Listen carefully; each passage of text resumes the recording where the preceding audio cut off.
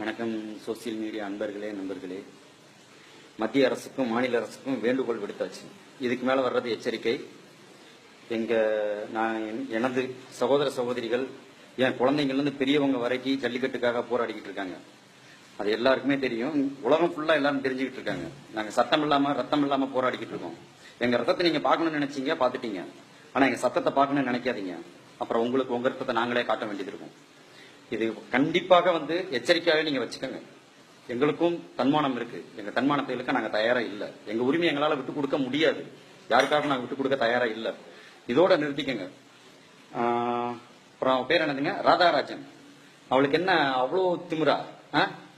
அங்க இருக்கிறதுல நாங்க சகோதர சகோதரின்னு சொல்லிக்கிட்டு இருக்கோம். நீங்க எப்படி ஆத்தா கல்யாணம் முடிச்சு உங்க பிள்ளைகளை பெத்துக்கிறதுக்கு புருஷன் கூட இருந்தீங்களா, இல்ல வேற மாதிரி இருந்தீங்களா? இதுக்கு மேல எங்களால பேச தெரியும். தமிழ் படங்களில் நீ நடிக்க மாட்டேன். திரிசா ஆவேசமா ரொம்ப அவசியம். அடியே, நீ எல்லாம் அம்மனமா வந்தப்பவே நாங்க கண்டுக்கல். அடி, நீ எல்லாம் எங்களுக்கு மேட்டர உண்மையிலே நீ மேட்டர் தான். அது அடுத்த பிரச்சனை, அது வேற. ஓகேவா? தெரிஞ்சுக்க. நீ நடிக்கல, யாரும் கவலையும் படல. நீங்க வரவும் வராத.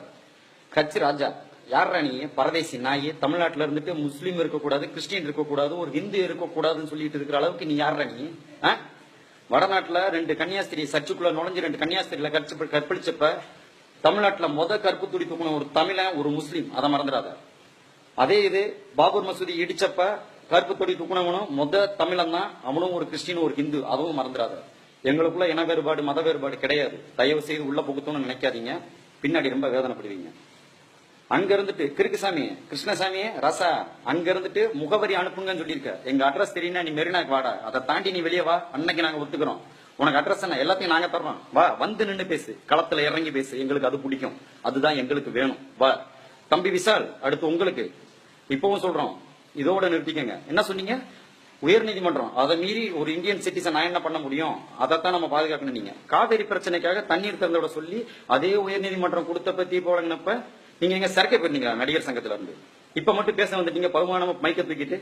ஏன்டா போராட்டம் நடக்க ஆரம்பிச்சு எத்தனை நாள் ஆச்சு? இப்பதான் உங்களுக்கு கண்ணு தெரியுதா இளைஞர்களை? உள்ள என்ட்ராக வேண்டாம்னு நினைக்கிறோம். எங்களை சத்தம் போட வைக்காதீங்க. இத்தோட நிறுத்திக்கங்க. பொறுமைக்கு ஒரு எல்லை இருக்கு. எங்களை அதை தாண்ட வைக்காதீங்க. வேண்டாம்னு நினைக்கிறோம். அதோட நிறுத்திக்கங்க. எல்லாருக்கும் சேர்த்து, என் நண்பர்களே, எனக்கு வேண்டியவங்களோ வேண்டாதவங்களோ எல்லாரும் சேர்த்து இதை ஷேர் பண்றீங்க. இது எல்லாரும் பார்க்கணும். ஏன்னா வீட்டுல ஆடு வளர்த்தோம், கோழி வளர்த்தோம், என் காலை கூட வளர்த்தோம். ஒரு பன்னியை வளர்த்து இன்னைக்கு நம்ம ஆட்சியில உட்கார வச்சிருக்கோம். அதுக்கு நம்ம வருத்தப்பட்டே ஆகணும். இப்ப ஒண்ணு கெட்டு போகல, மாத்துவோம். நம்ம நினைச்சா மாத்த முடியாதுன்னு எதுவும் இல்ல. எல்லாத்தையும் மாத்துவோம். நம்ம மாத்த முடியும். நம்மால ஜல்லிக்கட்டு நம்ம உரிமை, நம்ம பண்பாடு, நம்ம பாரம்பரியம். அதை எவனுக்காண்டி விட்டு கொடுக்க முடியாது, விட்டு கொடுக்கவும் மாட்டோம். முடிஞ்சவன் என்ன வேணா பண்ணட்டும். தனியால நின்று போராடுவோம். எல்லாரும் நிக்கிறோம். யாரும் ஒருத்தனை விட்டுட்டு ஒருத்தனை எதுவும் பண்ணிட முடியாது. எங்க ரத்தத்தை பாத்துட்டீங்க. இன்னும் எங்க சத்தத்தை பார்க்க வேண்டாம்னு நினைக்கிறேன். இத்தோட நிறுத்திக்கங்க.